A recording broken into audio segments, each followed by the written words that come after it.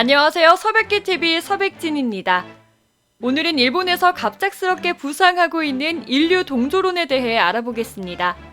인류 동조론은 유사 역사학, 즉 사이비 역사학으로 주된 내용은 고대 이스라엘 민족의 10번째 지파가 북이스라엘 멸망 이후 세계를 떠돌다 정착한 장소가 일본이었고 현 일본 민족과 이스라엘 민족은 혈연 관계에 있다는 겁니다. 이 뭔 개소리야! 간단히 요약한 내용이지만 금세 말도 안 되는 소리라는 걸 알 수 있었는데요. 인류 동조론이 갑작스럽게 떠오른 이유는 무엇일까요? 인류 동조론에서는 일본과 이스라엘 민족의 공통점을 강조합니다. 동화되긴 했지만 일본의 언어와 풍습이 고대 히브리인과 유사하다고 주장하며 일본 신사의 대문 토리히가 히브리어 방언에서 문을 의미한다든가 황제 황씨를 칭하는 미카가 히브리어로 고귀한 사람을 뜻하는 미카도르와 유사하다는 등 약 3,000개 이상의 단어가 유사한 게 증거라고 하죠. 이 외에도 신사의 배치 구조가 유대 민족의 성전과 비슷하다는 점, 다이도항의 상징인 육망성이 일본의 카고메 무늬와 유사하다는 점, 이스라엘의 유월절이 일본의 섣달 금은 풍습과 닮았다는 점 등을 근거로 인류 동조론을 사실이라고 주장하는데요. 하지만 모두 다른 민족에서도 흔히 볼 수 있는 유사성에 지나지 않습니다. 설명하기 위해 쓰인 섣달 금음이라는 개념 자체가 음력을 사용하는 동아시아 문화권에 유사한 개념이죠.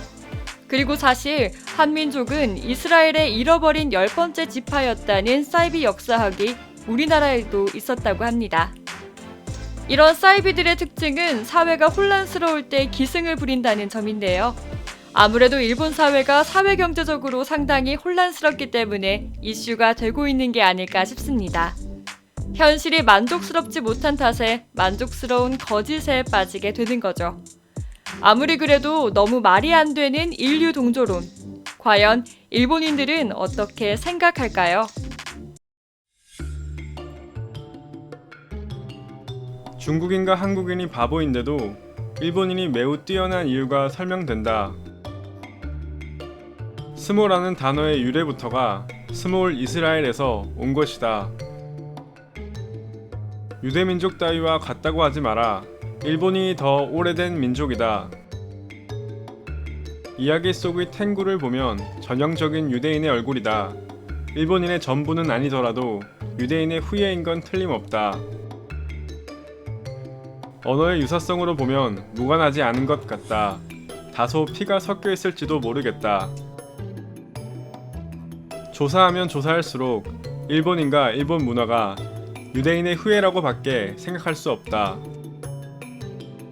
일본인의 신체적 특징을 보면 눈과 머리 색깔 외에는 전부 열등 유전자다. 유대 민족에서 시작했다면 이렇게 못생긴 민족이 됐을 리 없다. 이 사실을 알게 되면 중국인과 한국인이 울겠다. 한국과 일본의 조상이 같다는 것보다는 신빙성이 있다. 고대 현대 이집트도 인종이 다르다. 고대 이집트는 일본인 같은 얼굴을 하고 있었다. 그 유대인이 만든 원자폭탄으로 일본인 학살. 전부 부정하기에는 너무 그럴듯하다. 단순한 우연이란 점에서 오히려 설득력이 생긴다. 신사와 유대 성전은 배치도 유사하지만 들어갈 때 손을 씻고 입을 헹구는 것까지 일치한다. 고대의 일본인은 중국과 한국의 노예였을 뿐이다. 일본인의 망상. 히브리어 유물이 일본 각지에 있다고 들은 것 같다. 그게 사실이라면 조상이 맞을 것이다. 실제로 인류는 일본에서 세계로 확산되었고 그 후에 다시 일본으로 돌아왔다. 바티칸의 자료가 남아있다.